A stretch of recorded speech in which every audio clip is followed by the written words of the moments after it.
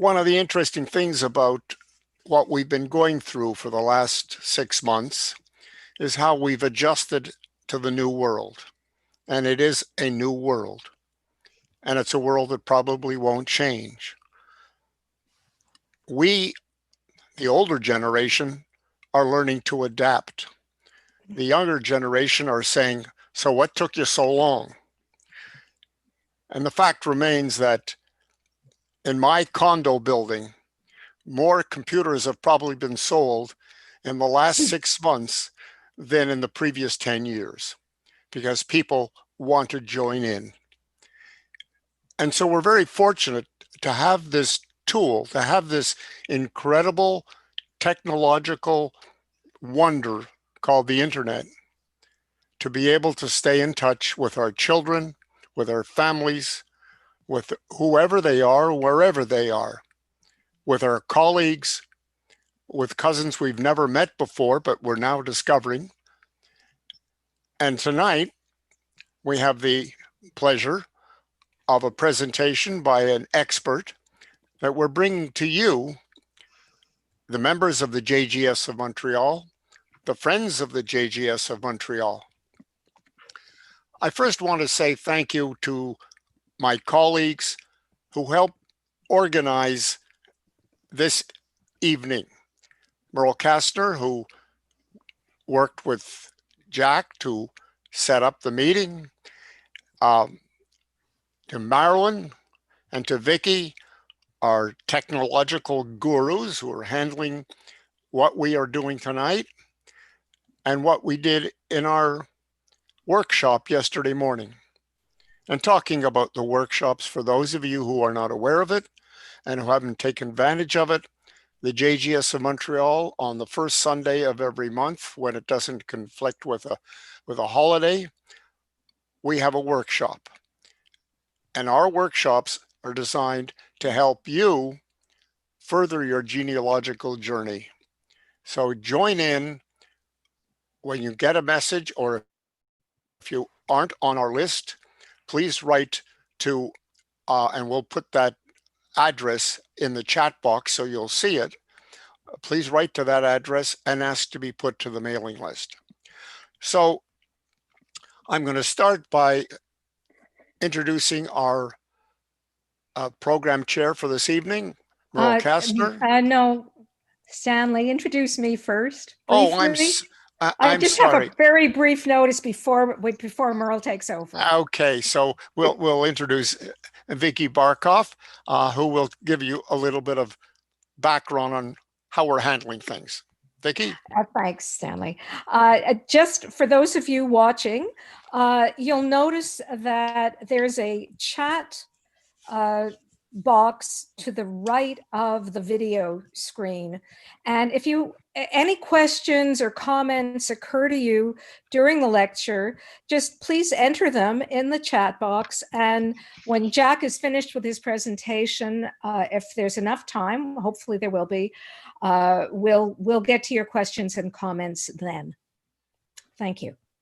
Okay, back to you, Stanley. Yeah, now I'd like to turn over the floor to Merle Kastner, and Merle will have the honor of introducing our guest speaker. Merle? Yes, hi. Jack, you have given us wonderful presentations in the last few years. Each one has been an education in itself. And it's wonderful to have you back to give this presentation too. I'm delighted. Let's see, you have such a list of things you've done and do that it's mind-boggling. I don't know, you must have about a 28-hour day or something, but look at this. You're a member of the l'Ordre des Psychologues de Québec. Your professional experience is teaching at the University of Manitoba. You taught various courses there, courses taught at Vanier College for a number of years, many years, I see, at McGill, at Concordia. Oh my goodness, we continue on. It keeps on going. Goodness. Clinical psychology, forensic psychology.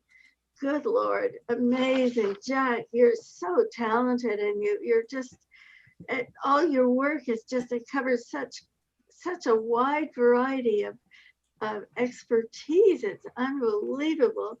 President of Men's Club of Congregation Beth Tikva, and their board of directors of Congregation Beth Tikva. It doesn't stop. It's our great, great pleasure to have you speak to us again tonight. Every time you do, we always come away knowing a lot more about the subject that you've taught, and feeling really that we enjoyed learning new things. So thank you for being here for us. Go ahead. Yes. Hello? You have to unmute yourself, Jack. You're muted. Not anymore. Okay. Thank you, Merle. With everything you just said, what you're basically pointing out with all the different things I've done is that I'm not a very stable genius. But that job, I think, is taken in the States. And what can I tell you?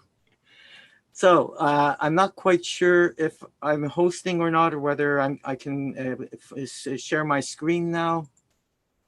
Let's see. How's that? Is it? Do you see the screen? Somebody unmute? Yes. Yes, Yes. I'm sorry. We see your screen. It's great. Okay, and we'll have volume. Perfect. So, as you can tell, my topic tonight is secret Jews, or what used to at one time be called Marranos. Of course, we changed the name because the word Marranos was a derogatory term for Jews who had converted to Catholicism during the Spanish period. And in Hebrew, they're called the Anusim. In English, we've adopted the term crypto Jews because we don't want to just talk about the secret Jews of the Spanish period, but as you're going to see, I want to introduce the concept of secret Jews of the modern period as well. And so crypto Jews are really Jews who, for either political, financial, social pressures, were forced to give up their faith, and yet on a very subtle level have managed to maintain some aspects of their Jewish identity. And it comes out in very, very strange ways. Now, as I mentioned before to you guys privately, before I, let's see. Okay, before I begin my talk, I just want to share this with anybody who's interested. I was talking to Stanley about it before, and he mentioned that I will be sending it to him, and he is going to scan it and do whatever he does with his magic to make it available to everybody.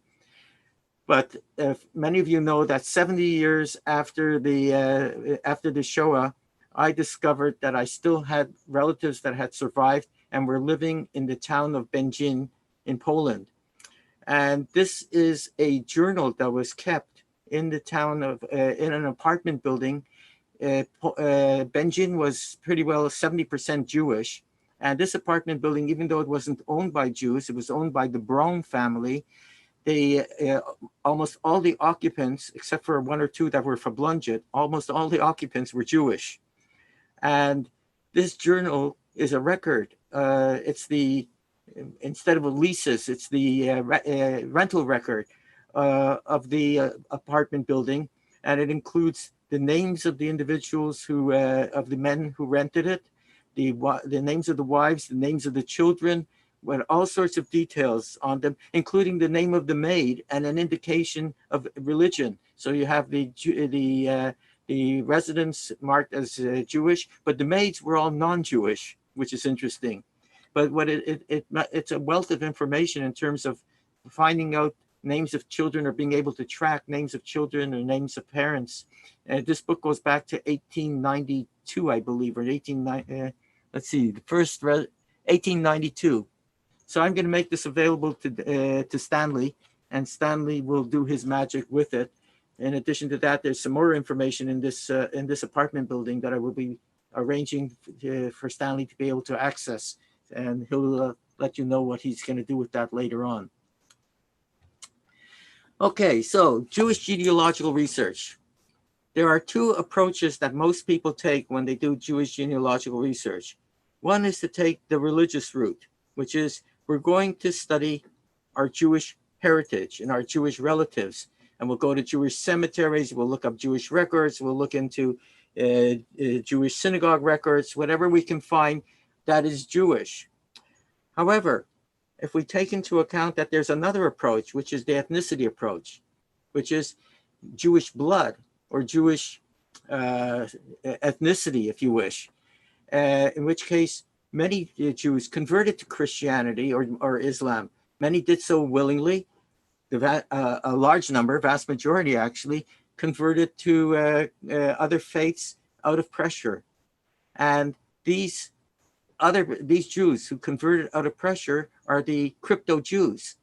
Well, if we focus only on the religious approach, you're missing out on a lot of relatives, and you're missing out on a lot of possible branches to your family tree.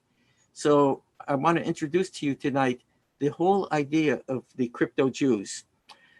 What's also interesting is that over time, the crypto Jews, they practiced a dual life for a long time. Christian or Muslim on the outside, Jewish on the inside. In public, they were Christian, let's say, but at home, they were Jewish. Over the years, the two blended into a crypto-Jewish traditions where they have traditions that they don't know they're Jewish, but they respond. If you ask them, why do you do this? They say, it's a family tradition. We've always done it that way. And so it's very, very interesting because it opens up a whole new line of research for a lot of people. Now, let's start with the first Anusim, the original Spanish Anusim. It is estimated that just from the Spanish period, there's probably somewhere around 60 to 70 million crypto Jews around the world, of which a huge amount are in the United States, a small amount in Canada, and a rather significant amount in South America. And many of them are now coming out of the woodwork and going back to their Jewish roots. About 10 million have done that, and the Israeli government is anxiously trying to get them to make aliyah. Many of them are, to the point where the Jewish government has set aside a special committee and a budget to fund these people to be able to come back to their Judaism. So here's a little clip on that, if it works.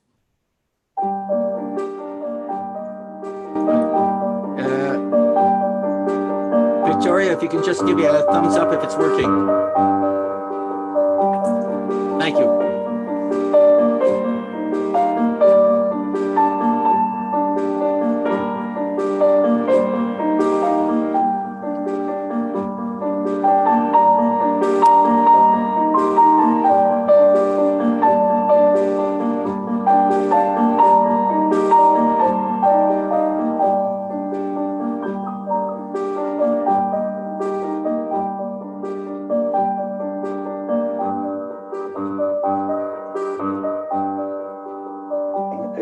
Movement of some of these descendants who are interested in reconnecting formally or informally with the Jewish people.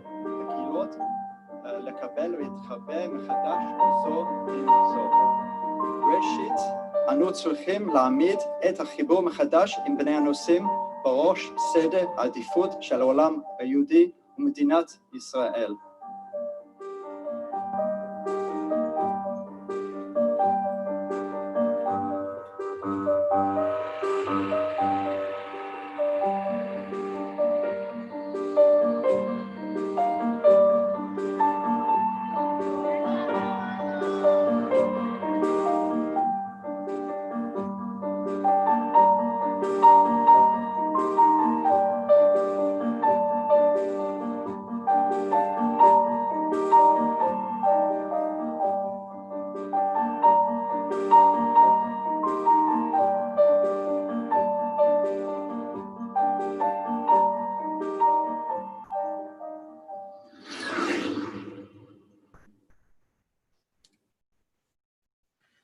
So in addition to the original Spanish Anusim, over the centuries, there have been many other crypto-Jews that have developed. For instance, during the Second World War, many children were raised as Catholics because parents, Jewish parents, in order to save their children, gave them up to Christian homes to raise them as they went off to the concentration camps. In Muslim countries, there have been many times people converted.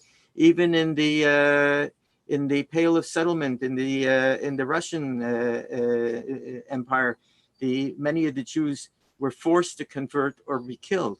So there is a tremendous number of Jews that converted to Christianity, especially, and a smaller chunk that converted to Islam, who are crypto Jews. And the estimate now is that the total number of crypto Jews in the world is approximately 100 million, of which I said before, 10 million have come out of the woodwork and come back to their roots. And here's an example of a crypto family. This is my cousin, who he actually discovered me about 8 years ago, and his grandfather Nuchem Hirschberg married Yolanda, and they raised they raised their children Catholic to avoid the anti-Semitism that still existed in Poland even after the war. And so Marcin is a devout Catholic. However, you cannot kill that Yiddish, that Jewish spirit, the Pintele Yid, because he always felt that there was something important about Judaism. He knew that his grandfather laid tefillin every morning. He knew that his grandfather davened every morning. He knew that he has Jewish blood, and he is more and more involved with it, to the point where he goes to every Jewish activity he can. He's taking courses on Jewish history in Poland and so on. And here gives you an example of crypto Judaism. He and his best friend, Bartosz, who's a doctor, play for, believe it or not, the Polish soccer team in Belgium. And he's holding up the medal that they won the first place. Now, I know if I told my parents, they're not alive anymore, unfortunately, but if I told them that there was a Jewish soccer team in Belgium today, they would just say it's fake news. But here is an example of them in their soccer team. And that's Bartosz's wife, Kasia. By the way, Braun is the one, Bartosz Braun is the one who owns that apartment building from which the journal was kept. He also has, when the Jews were taken away, the non-Jewish maids took a lot of the pictures, records, and other stuff that from the Jewish families and gave it to Braun, to his father and grandfather, to save in case the Jews were able to come back. And so they have a lot of material that is going to be good for some research. Now, here's an example of my cousin's family. This is Saint Esther, by the way. If you search the records of the Catholic annals, you will find no record whatsoever of a Saint Esther. What happened was that the crypto Jews, as I said before, they blended traditions. So we went to my cousin's daughter's first communion. This is the church. We went to first communion. She walked down this aisle, dressed in white, got in front of the priest. They did their magic with the prayers and so on. And it's interesting the way the church is set up. You can see it's almost like a synagogue with a ner tamid over the altar and candles on the side. But after she finished doing her Catholic thing, we all went back to the house. They closed the windows. She lit candles and made a prayer to Saint Esther. And when I asked her, what are you doing? She said, well, it's a family tradition. We pray to Saint Esther. What was also interesting is that throughout the house, we had pictures. There were pictures on the walls of rabbis, a Star of David, a candelabra. And I said, why? It's family tradition. Okay. So they're Catholic on the outside, but something about the Jewish spirit is still hidden in there. By the way, there's another thing that's very fascinating about this church. As you can see, over the altar, there are icons or pictures of saints. I hope you can all see them. Well, one of the saints, of course, is their Pope, the Polish Pope, John Paul II. There's a major cardinal who's considered a saint. But let me show you a close-up of one of their saints. A little frightening. A Holocaust victim. Remember that this place was 70% Jewish, and they still have an affinity with the Judaism. So even in a Catholic church, and as we can talk about the anti-Semitism in Poland, which existed at one time, I have to tell you, I don't see it as much as people say it is, has a Holocaust victim as one of the saints over the altar. Now, we all, many of you know the story of the Panovicherov, who after the Second World War figured out a simple way to identify which children were originally Jewish. And he went to Catholic orphanages at bedtime, and he would just stand there and yell out, Shema Israel. And some of the children instinctively covered their eyes, which they would have, and if you ask them why, they didn't know. This is what they always did, and they just did it instinctively. And that's how he was able to identify crypto Jews in the orphanages. Other rabbis and other people came up with another idea. They took mezuzahs and stood on street corners. And every now and then, absentmindedly, a person walking by would reach out, touch the mezuzah, and kiss his fingers. And they would call him over and say, excuse me, are you Jewish? And go, no. Well, why did you do that? I don't know. Just a tradition, I guess. So this is how these were two of the early ways in which they started to identify crypto Jews. Here are a few famous crypto Jews. Some of you will recognize them. Of course, Michael Douglas, pretty well everybody knows that he and his father came out in recent years. Harrison Ford, very few people know about. Almost nobody knows about Olivia Newton-John and her Jewish roots. In fact, her father, her Jewish father and mother, they were very close friends of Einstein. And her father collaborated with Einstein on some of his theories. Madeleine Albright, pretty well everybody knows about Madeleine Albright. The last one is actually the shocker, because the Orthodox Jews in the United States claim that Alexandria Ocasio-Cortez is an anti-Semite, except she went to temple in Queens and they at Hanukkah and announced to everybody that generations ago, my family consisted of Sephardic Jews. And she's very proud of her Jewish heritage. My computer seems to, why did it do that? Okay. You're back. Okay. This is Olivia Newton-John talking about her Jewish roots.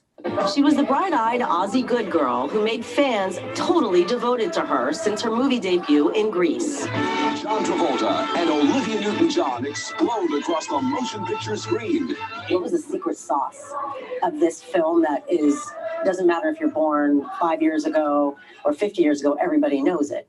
Well, if there was a secret sauce, they would have made more of them. So I think no one really knows the recipe, but I think that film just has a magic with the music The casting, there was great chemistry with everybody. In her new best-selling memoir, Don't Stop Believing, Olivia talks about getting the singing and acting bug at an early age in her native Melbourne, Australia. She won a talent contest at 15 and went straight to work on television. How did your family get to Australia? We got to Australia because my father was offered a position of headmaster of a college called Ormond College in Melbourne. He was the youngest master of a college in Australian history. Actually, he was 40. Her mother, Irene Born, was the daughter of Jewish-Austrian Nobel Prize-winning physicist Max Born. My mother was very proud of her Jewish heritage and talked about it a lot. It's interesting, some of my closest girlfriends are Jewish. Okay, here's my grandfather, Max Born.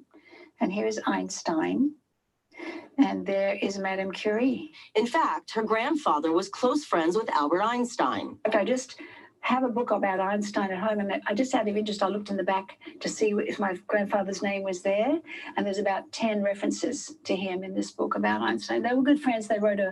My mother translated a book of letters between Einstein and my grandfather called the Born Einstein Letters, strangely.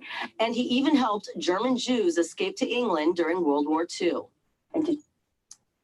So you get you can see how crypto-Judaism existed everywhere. It wasn't just from the Spanish period. This is probably one of the most famous of the crypto Jews that many people know about because of a very famous movie called the Pope's Cardinal. Pope John Paul II, his personal confidant and personal confessor was Cardinal Jean-Marie Lustiger. Jean-Marie Lustiger was Jewish. And in fact, he was sent to an orphanage to save his life. And after the war, because he had been inculcated with Christianity, he decided at the age of 14 to convert to Christianity. Very quickly moved up the ranks, became the Bishop of France, and eventually became a cardinal and became John Paul II's closest advisor. However, he told John Paul II very clearly, he said, and this is a quote, he said, "I was born a Jew and I will die a Jew. Okay, I believe in Jesus, but I am a Jew." And it was his advice to John Paul II that led to the edict issued by John Paul II declaring anti-Semitism to be a cardinal sin in Catholicism. By the way, when he died, he had asked that he die as a Jew, and so Pope Paul II ordered that when he had his funeral, that he would have a Jewish funeral. And this is a little bit of a clip from that funeral. And by the way, he is buried in a crypt in the Notre Dame Cathedral, which hopefully didn't get damaged when they had their fire. And the tradition that I saw there is something that I saw in the United States. I haven't seen that in Canada, but what they do is they bring some earth from Israel and put it on the casket before they bury the individual, so that he is buried in holy soil, so to speak. In Florida, I've been to a number of Jewish funerals, and I also saw that tradition that we saw here. Oh, again, don't crash on me, please. Okay, here's another example of a crypto Jew. This is a very famous a town priest, a very famous town priest in Austria, who recently died, and I'll let the video clip show you exactly what I mean by crypto Judaism.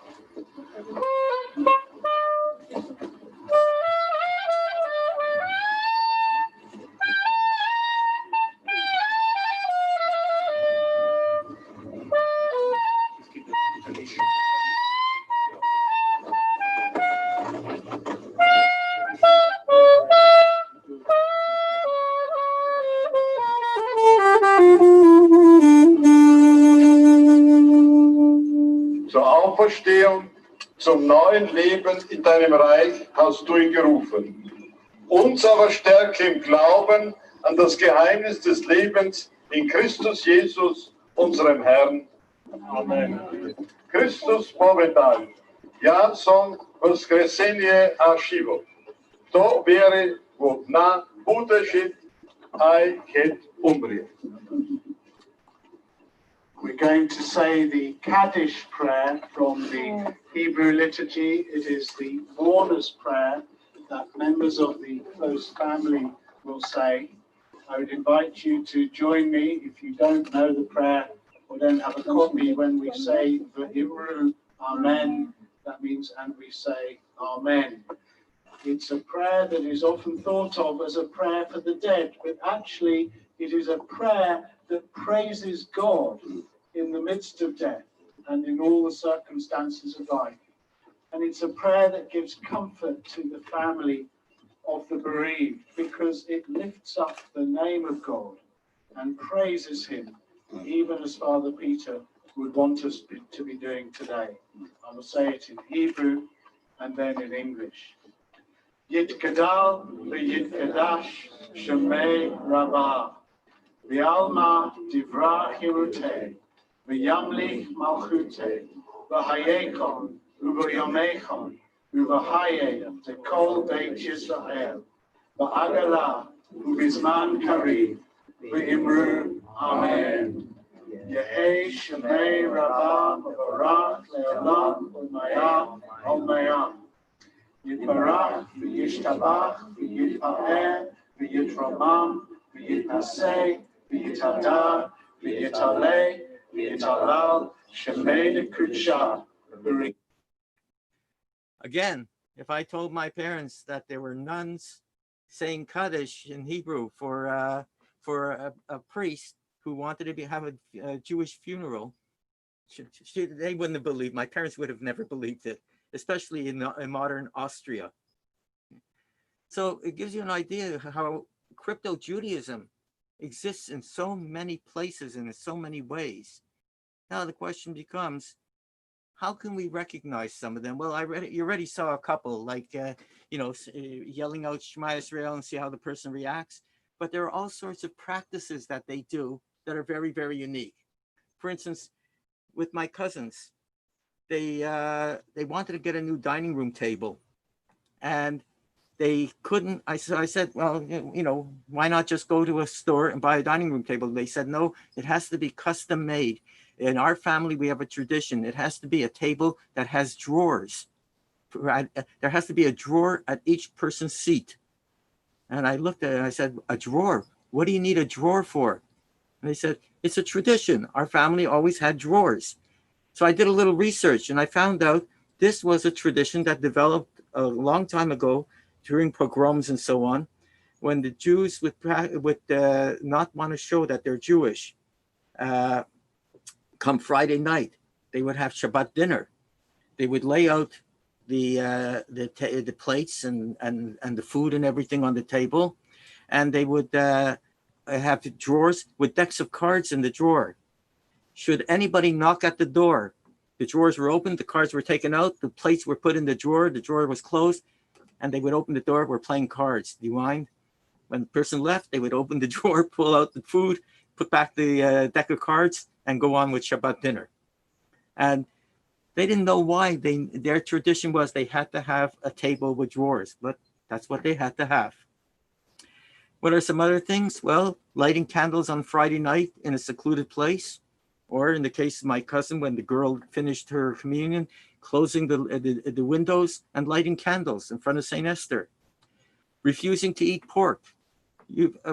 That's an interesting sign, because what's interesting is that one of the tribes of one of the ancient tribes of Israel in Pune, India, was discovered by a rabbi from Mumbai who went down to Pune, India, and found these people who went to the market and they would not buy any meat, only fish, and only fish with scales and fins. And so he followed them home and found out that they had all sorts of other practices, like they would not eat meat with dairy. And that's when he discovered that they were all Jews, derived from an ancient time when a ship had wrecked, a Jewish ship had wrecked off of India. They won't eat dairy with meat. And many of them will say they keep the diet. No rabbit, no game, no shellfish, no hindquarters of red meat animals. And it's the diet. They don't understand that it's a religious or halakhic thing. It's just that's the diet that their family follows. They bury the dead. Many of them bury the dead in white linen shrouds, as opposed to a coffin. This is an interesting one. Many of them sweep the rooms. When they sweep the floor, they sweep the rooms towards the center of the room, as opposed to sweeping it anywhere else. And I was sort of interested in that. And I, again, researched it. And I found out that that was a tradition in Orthodox Judaism in Europe. You would not sweep, you were not allowed to pass dirt underneath the mezuzah. So you couldn't sweep the dirt outside the door. So what you did is you swept it to the center of the room, you gathered it up in a towel or a bag or something, and then you carried it out so that you didn't insult the mezuzah. Burying nail clippings was also a very ancient tradition, that all parts of the human that is wasted have to be buried. Another one that's interesting that is the Seder Hamishi. This is a tradition amongst Italian crypto-Jews. It turned out that when the anti-Semites, especially the Nazis, came to Italy, and they would want to take away the Jews. Many of the Jews practiced Christianity on the outside, as I said, but a lot of their non-Jewish friends felt bad. And so they came up with an idea of how they could practice the Pesach Seder without getting in trouble. They knew that if they practiced the Pesach Seder on the first and second night of Pesach, the Nazis would immediately be able to recognize that they're Jews. So what they did is they said, you're going to have a Seder, but you're going to have it on the fifth night.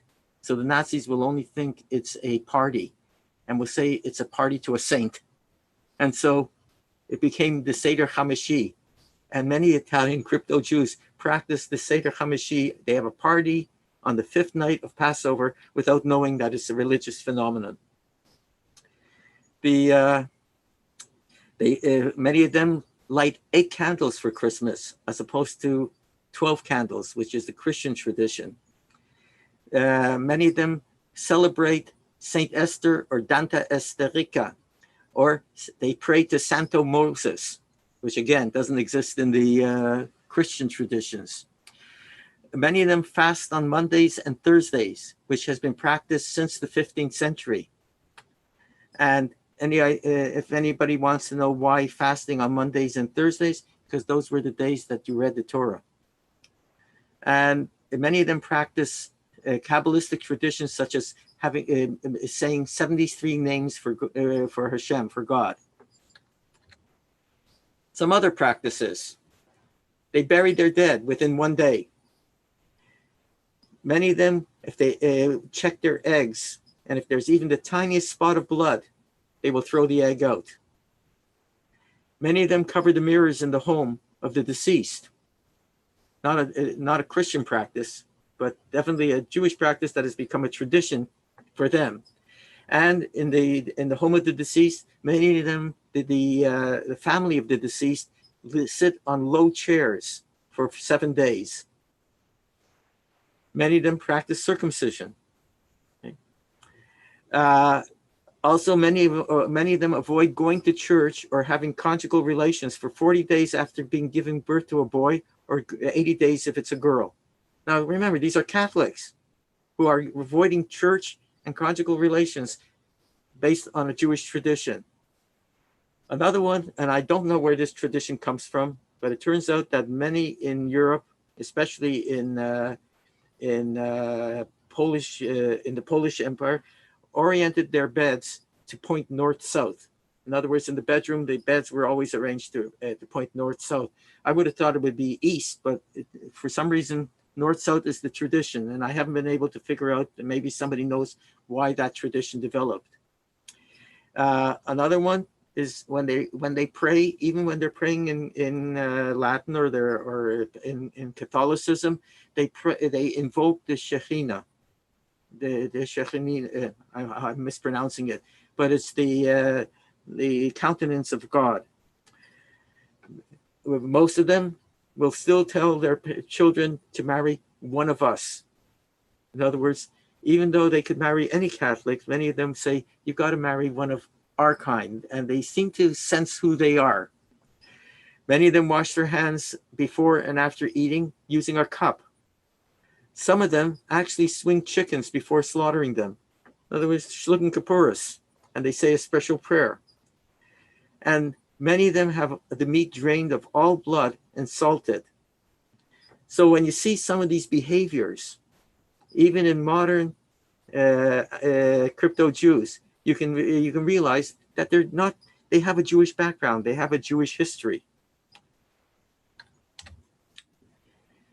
Now, one of the many of you probably know of one of the most miracles of modern day, which was the discovery of the crypto Jews of Portugal in Belmonte.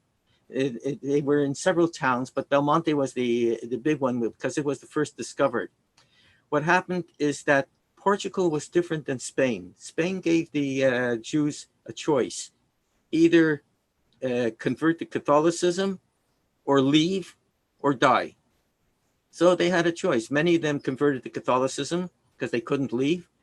Many of them left, and in fact, many of them went to Spanish colonies where they were allowed to live freely, such as Aruba and some of the other islands in the New World.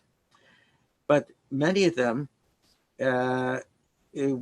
couldn't leave and didn't want to convert, so they were killed.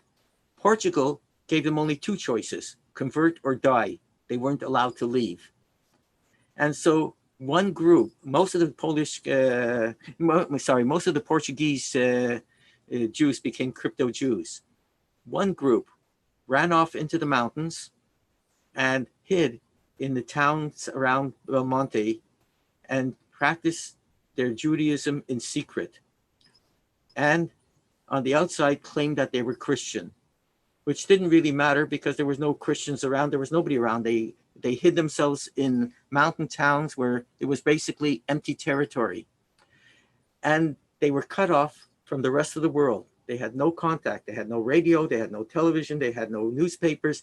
All they had was their own little community. And for 500 years, they were Christian on the outside and Jewish on the inside.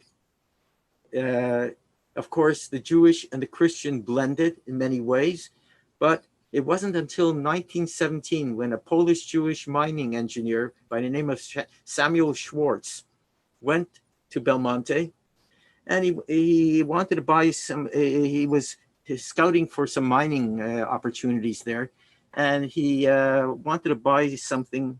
I believe it was a Jewish artifact, and everybody told him nobody had anything Jewish, but that they heard that there was a town called Belmonte where if he went there, there were some shopkeepers that had some old artifacts. So he went to Belmonte and he met with a shopkeeper, and he asked him if he had anything. And the guy said, well, I have some stuff in the back. Let me go get it.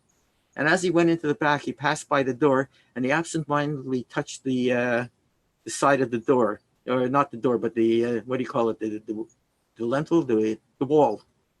He absentmindedly touched the wall and then came back. As he came back, he touched the wall again. And Samuel Schwartz looked at him and said, are you Jewish? And the guy turned white and he says, no, we're Christian. Remember, for 500 years, they've been hiding this. He goes, no, I'm Christian. Samuel Schwartz says, but I think you're Jewish. You must have Jewish background because of what you did. And the guy was, no, absolutely not. And then Samuel Schwartz said, because I know I'm Jewish. And they said, can't be.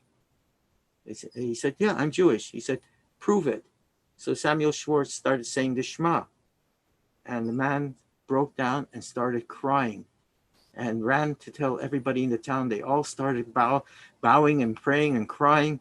And Samuel Schwartz was astounded. He said, what's going on? He said, We thought we were the last Jews left on earth.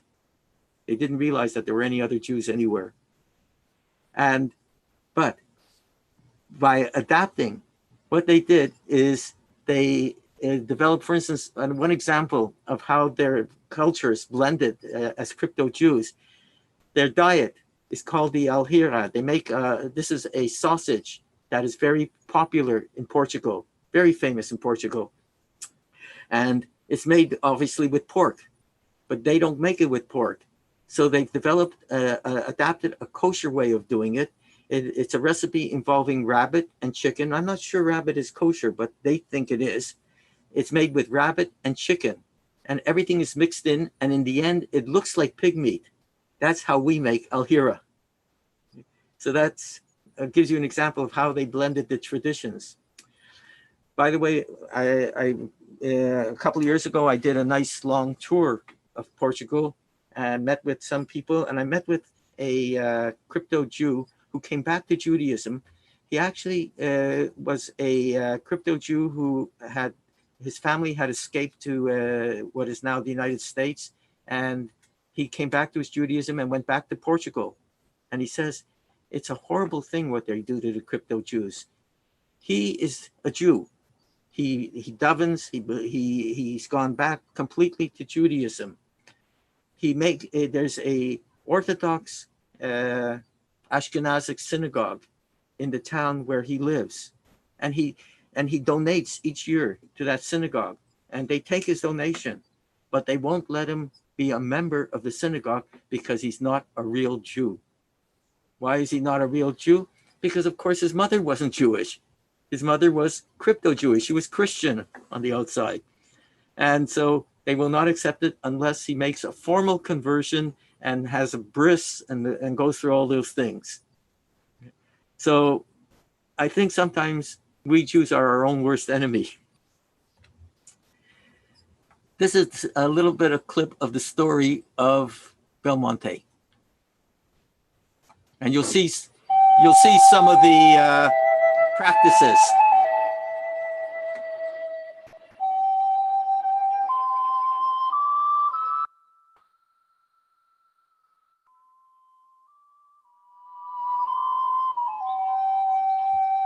This is one of the most amazing episodes in Jewish history, and possibly in the history of all mankind.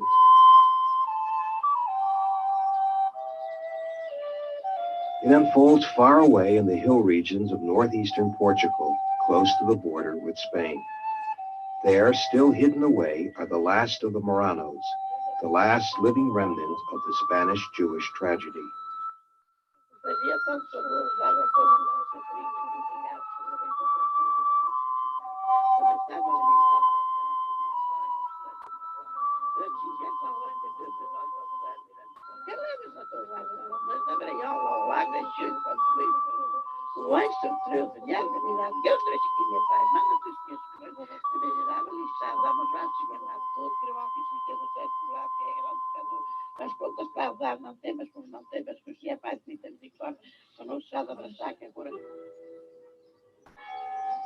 In a small town, Belmonte, there are some 200 Marranos, but the casual visitor would find it hard to discern who is a Jew, who is a Christian. Secrecy and pretense remain second nature to the Marranos.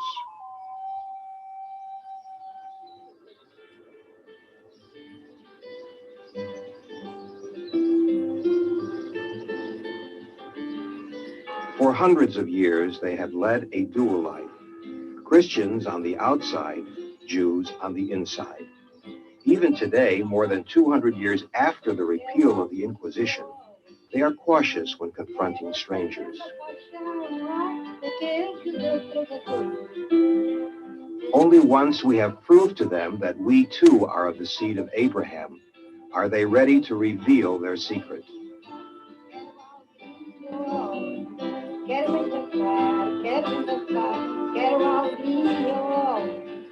Foram sempre a correr e ai, sem nunca mais pararem, até às portas baterem, ai, do Rabi mora Elisário, quero bem cantar, quero bem dançar, quero a alegria ou amor.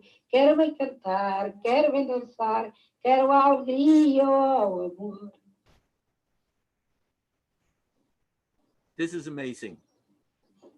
Friday night lighting candles.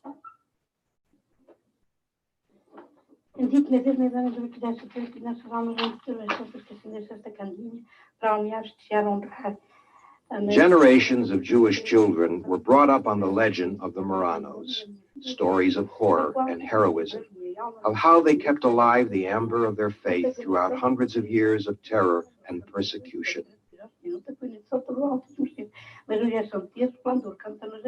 A alma bendita vem só para esquecer esta candinha para olhar, estiar, honrar, mas hoje é São Pedro, amanhã é São Pedro, quando canta nos anos terceiro episódio, e eu identificar esta santa candinha que estive assim, de petição da Santa Sexta-feira, seja de maio, mas é São Pedro, então, gosto de caminhar. All these were just stories. For centuries, no one knew if any real Marranos remained in the world. And then, in 1917, a Jewish-Polish engineer, Samuel Schwartz, discovered these lost brethren in the mountains of northern Portugal.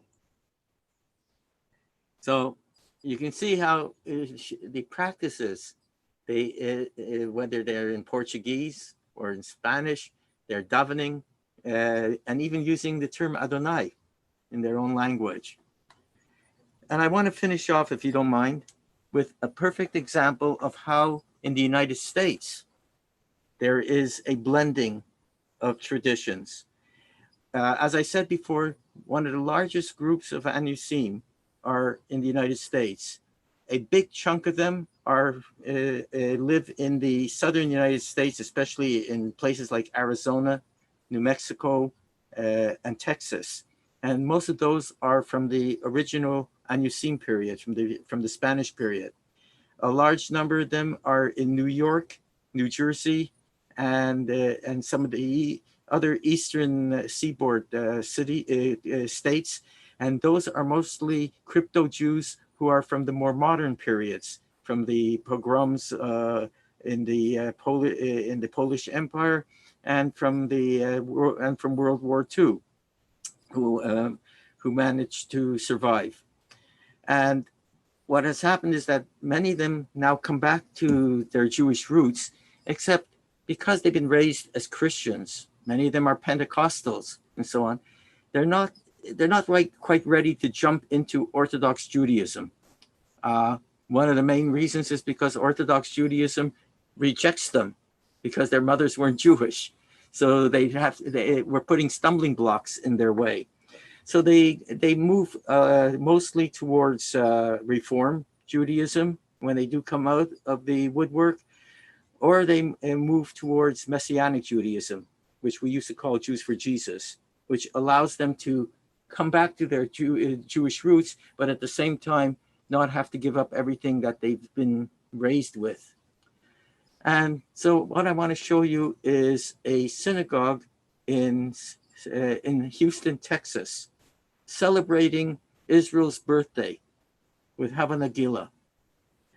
What you're going to see is a Jewish synagogue, some of them wearing kippahs, others more reformed, not wearing kippahs, and celebrating, how should I put this, celebrating a Jewish event in a very, very hoedown manner.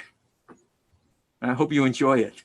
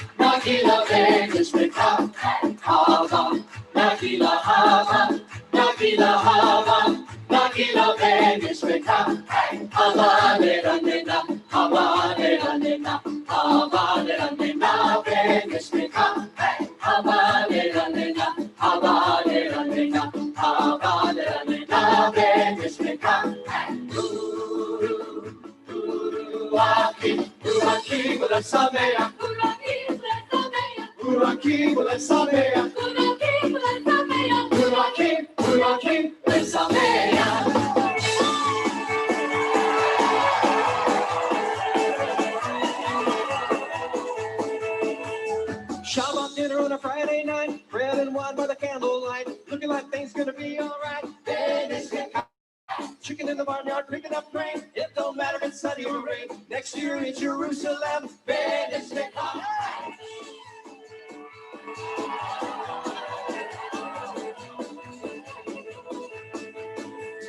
me and my wife and a little bitty kid dancing in horror with all of our friends, playing like fiddle like there ain't no end. A little bit of this and a little bit of that, a little bit of dog and a little bit of cat. It don't matter much where we're at.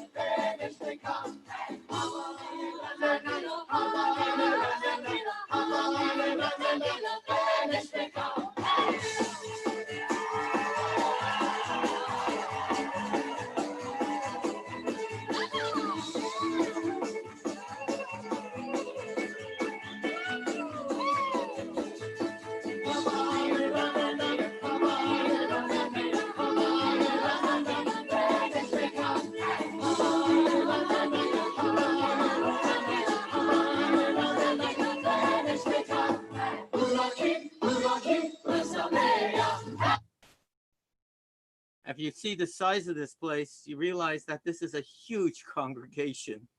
And I have to tell you the truth, I sort of enjoyed this hoedown approach.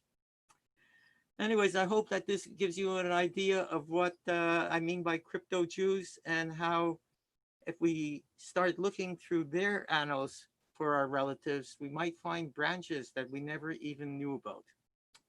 And that's my sermon for tonight. Thank you, Jack. I think that what I have heard this evening is in many ways a revelation, in many ways a detailed look at the headlines that we've seen, but have never read the full stories. And for that, thank you. When I introduced you and when I started this evening, I was talking about the power of the internet and what we have been able to gain by having this technological marvel at our fingertips. And what you've shown tonight is what we can learn by having this incredible community of the world bring us stories that we otherwise would never see. It's one thing to read, it's another thing to see. And one picture is worth 1,000 words. And so I want to thank you for sharing that with us, for sharing insights that you've gained over the years, and for sharing stories that you've been able to put together to illuminate aspects of Jewish life that we would never have seen otherwise. So thank you for that. Dziękuję bardzo, as we say in Poland. And one last thing I really want to touch on. The story of the Seder table with the drawers. Jews have been pretty inventive over the years. And that certainly speaks to the inventiveness of some Jews who had to find a way to get the Judaism hidden, but still available. And I will remember that story and share it with many people. So thank you again, Jack. And when you're ready for another presentation to the JGS of Montreal, we are ready to listen. Thank you and good night. And we're all clapping for sure. You can't hear the applause, but it is there. And I hope everybody enjoyed this special presentation of the Jewish Genealogical Society. Thank you again. Good night. Shana Tova to everybody. A healthy year. Stay safe. And let's see you again soon. Bye-bye.